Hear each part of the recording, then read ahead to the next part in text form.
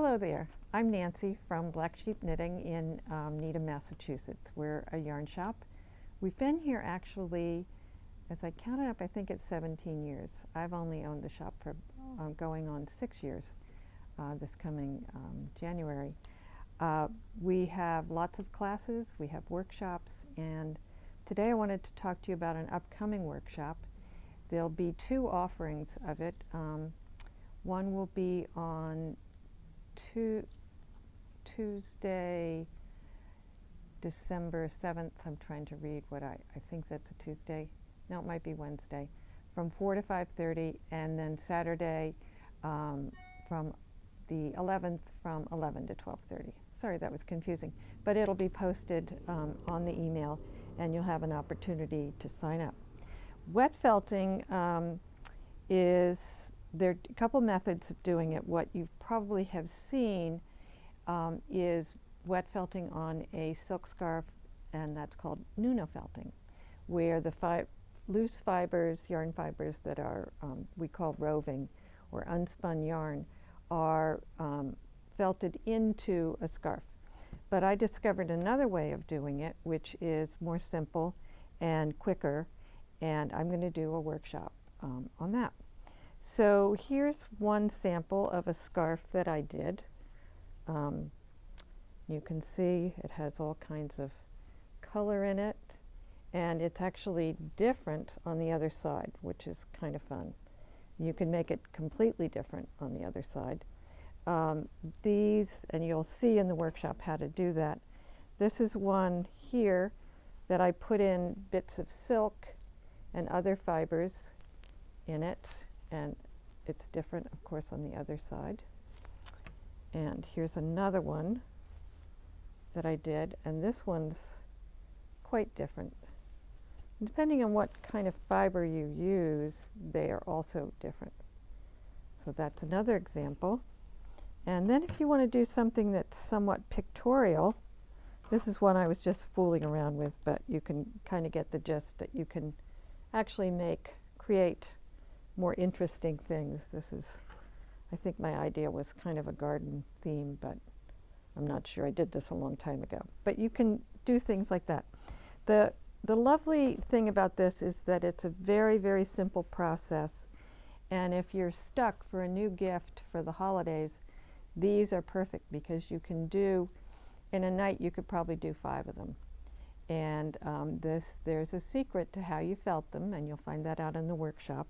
But it's very quick, and I have a stack of them at home that I've done over the, I think 1 year I just figured out how to do this, and then just did a bunch, and it's a lot of fun.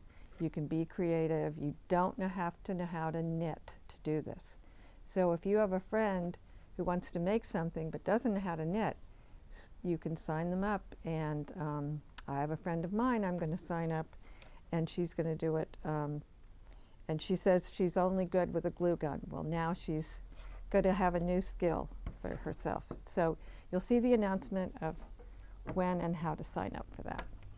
So in our holiday gift theme, as it continues, I have some samples today of things that you could do for the holidays, and you can do them pretty quickly. So don't despair if you think you're behind the 8 ball and haven't enough time to make something for a loved one. So I have a pair of mittens here.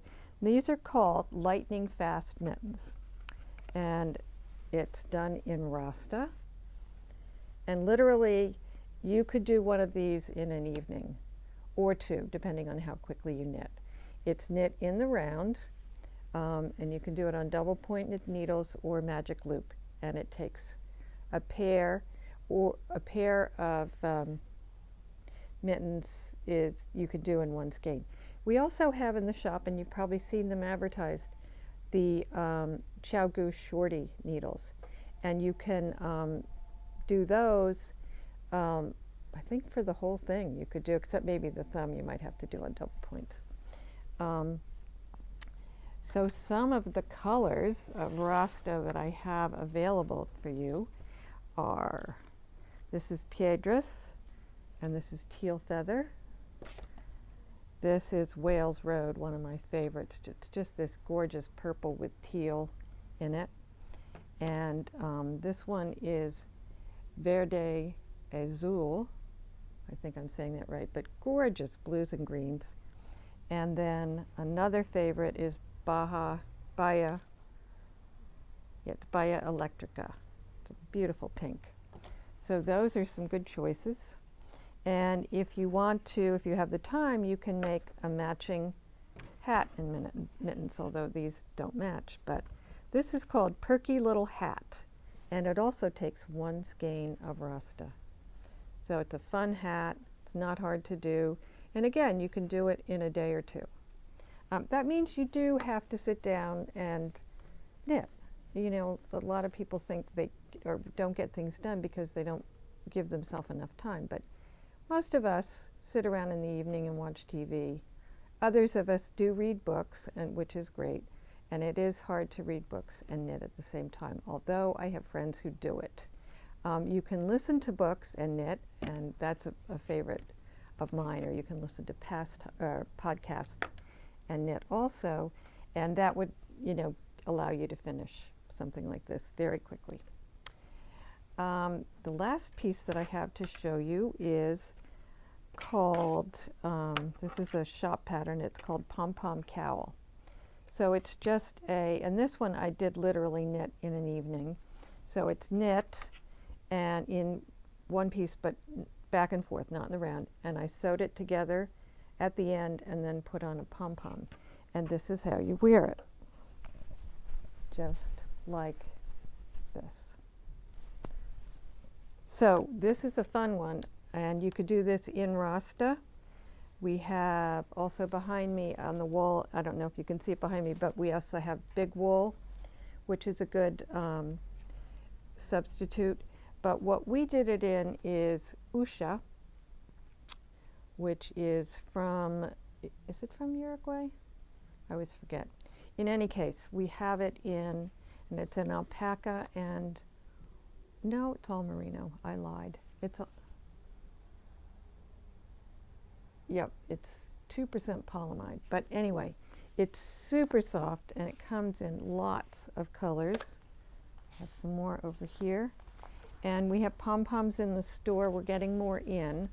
So you can get a real pom-pom, or you can get a fake one.